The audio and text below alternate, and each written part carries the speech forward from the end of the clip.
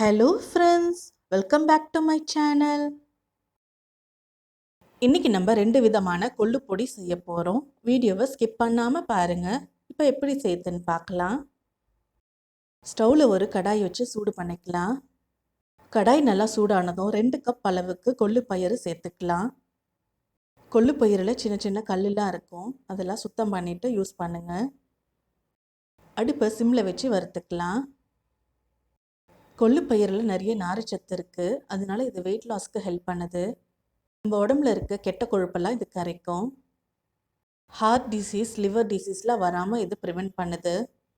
கொள்ளுப்பயிறு சாப்பிடும்போது எதிர்ப்பு சக்தியும் நம்மளுக்கு அதிகமாகும். நம்மளோட போன்ஸுக்கும் இது நல்லது. கொள்ளுப்பயிறு பாடியோட ஹீட் அதிகப்படுத்தும், அதனால இது ப்ரெக்னென்சி டைமில் சாப்பிடாதீங்க. கொள்ளுப்பயிறு வறுத்துட்டு இருக்கும்போதே உங்களுக்கு நல்ல ஒரு வாசனை வரும். இந்த மாதிரி ஸ்டேஜில் ஸ்டவ் ஆஃப் பண்ணிவிடுங்க.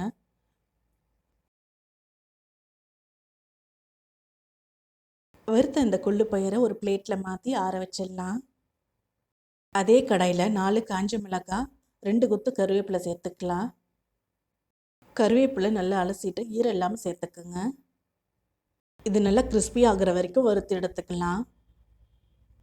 இது நல்லா வறுபட்டதுக்கு அப்புறமா இதையும் ஒரு பிளேட்டில் மாற்றி ஆற வச்சிடுங்க. இப்போ அதே கடாயில் 1 டேபிள் ஸ்பூன் ஜீரகம் சேர்த்துக்கலாம். 1 டேபிள் ஸ்பூன் மிளகு சேர்த்துக்கலாம்.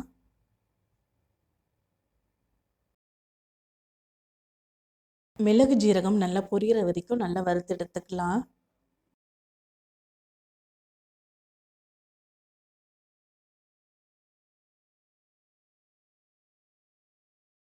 வறுத்த இந்த மிளகு ஜீரகத்தை ஒரு பிளேட்டில் கொட்டி ஆற வச்சுக்கலாம்.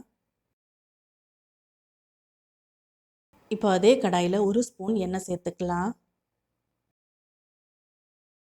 எண்ணெய் நல்லா காஞ்சதும் 10 பூண்டு பல் இடித்து சேர்த்துக்குங்க.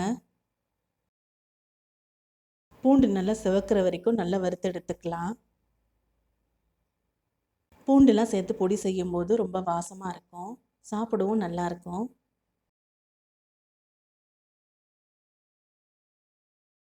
பூண்டு நல்லா சிவந்ததும் இதையும் ஒரு பிளேட்டில் கொட்டி ஆற வச்சிடலாம். நான் இன்றைக்கி 2 விதமாக கொள்ளு பயிர் செய்கிறதுனால 1 கப் அளவுக்கு கொள்ளு பயிர், 1 காஞ்ச மிளகாய் தனியாக எடுத்து வச்சுருக்கேன். ஒரு மிக்ஸி ஜார் எடுத்துக்கலாம். அதில் வறுத்து வச்சுருக்க 1 கப் கொள்ளு பயிறு, 3 காஞ்ச மிளகாய், கருவேப்பிலை சேர்த்துக்கலாம். இது கூட வறுத்த 1/2 டேபிள் ஸ்பூன் ஜீரகம் சேர்த்துக்கலாம். வறுத்து வச்சுருக்க 5 பல் பூண்டு சேர்த்துக்கலாம்.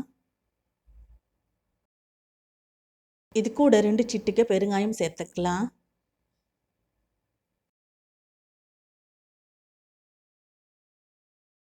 தேவையான அளவு உப்பு சேர்த்துக்கலாம். இது எல்லாத்தையும் கொர அரைச்சி எடுத்துக்கலாம். இப்போ இதை ஒரு பிளேட்டில் மாற்றி ஆற வச்சுக்கலாம். இது ஒரு ஏர்டைட் கண்டெய்னரில் 2 வாரம் வரைக்கும் நீங்கள் ஸ்டோர் பண்ணி யூஸ் பண்ணலாம். அவ்வளவுதான், கொள்ளு பயிறு இட்லி பொடி ரெடி ஆயிடுச்சு. இப்போ கொள்ளு வெயிட் லாஸ் பொடி எப்படி செய்யுதுன்னு பார்க்கலாம். அதே மிக்ஸி ஜாரில் நம்ம எடுத்து வச்சுருக்க 1 கப் கொள்ளு பயிறு, 1 காஞ்ச மிளகாய் சேர்த்துக்கலாம். வறுத்து வச்சுருக்க 5 பல் பூண்டு, மிளகு, ஜீரகம் சேர்த்துக்கலாம். இது எல்லாத்தையும் நல்லா நைஸாக அரைச்சி எடுத்துக்குங்க. அரைச்ச இந்த பவுடரை ஒரு பிளேட்டில் கொட்டி ஆற வச்சுக்கலாம். நல்லா ஆறினதுக்கப்புறம் ஒரு ஏர்டைட் கண்டெய்னரில் போட்டு 2 வாரம் வரைக்கும் ஸ்டோர் பண்ணி யூஸ் பண்ணலாம். அவ்வளவுதான், கொள்ளு வெயிட் லாஸ் பொடி ரெடி ஆகிடுச்சு. 2 ஸ்பூன் கொள்ளு இட்லி பொடி எடுத்துக்கலாம். இது கூட 2 ஸ்பூன் எண்ணெய் சேர்த்து கலந்து இட்லி இல்லை தோசை கூட சாப்பிட்லாம். இது நல்ல கொரன்னு அரைச்சிருக்கிறதுனால இது சாப்பிடவும் நல்லாயிருக்கும். சூடான சாதத்தோட கொள்ளு பொடி எண்ணெய் சேர்த்து கலந்து சாப்பிட்லாம். இதுவும் சாப்பிட நல்லாயிருக்கும். இப்போ கொள்ளு வச்சு வெயிட் லாஸ் சூப் எப்படி செய்யுதுன்னு பார்க்கலாம். ஒரு பாத்திரம் ஸ்டவ்வில் வச்சு 1.5 கப் அளவுக்கு தண்ணி சேர்த்துக்கலாம். இப்போ நம்ம அரைச்சி வச்சுருக்க கொள்ளு வெயிட் லாஸ் பொடி 1 ஸ்பூன் சேர்த்துக்கலாம். இது எல்லாத்தையும் நல்லா கலந்து விட்டுருங்க. இது நல்லா கொதிக்கட்டும். 1 டம்ளர் அளவுக்கு சுண்டி வரணும். தினம் மதியம் சாப்பிட்றதுக்கு முன்னாடி இந்த சூப்பு சாப்பிட்லாம். நம்ம இருக்கிற வெயிட்டே மெயின்டைன் பண்ணணும் அப்படின்னு நினைக்கிறவங்களும் இது போல் சூப் செஞ்சு சாப்பிட்லாம். இப்போ தேவையான அளவு உப்பு சேர்த்து கலந்துக்கலாம். இப்போ ஸ்டவ் ஆஃப் பண்ணிடலாம். அவ்வளவுதான், கொள்ளு வெயிட் லாஸ் சூப் ரெடி ஆயிடுச்சு. இதில் கொத்தமல்லி தழை சேர்த்து சூடாக குடிக்கலாம். குழந்தைங்களுக்கு சளி பிடிச்சிருக்கும்போது கூட இந்த சூப் செஞ்சு கொடுக்கலாம். இந்த ரெசிபி உங்களுக்கு பிடிச்சிருந்தா லைக் பண்ணுங்கள், ஷேர் பண்ணுங்கள், கமெண்ட் பண்ணுங்கள். இன்னும் என்ன மாதிரியான வீடியோஸ் வேணும்னு சஜஸ்ட் பண்ணுங்கள். என்னோட சேனலில் முதல் முறையாக பார்க்குறீங்கன்னா மறக்காமல் சப்ஸ்கிரைப் பண்ணுங்கள். பக்கத்தில் இருக்க பெல் ஐக்கானை கிளிக் பண்ணுங்கள்.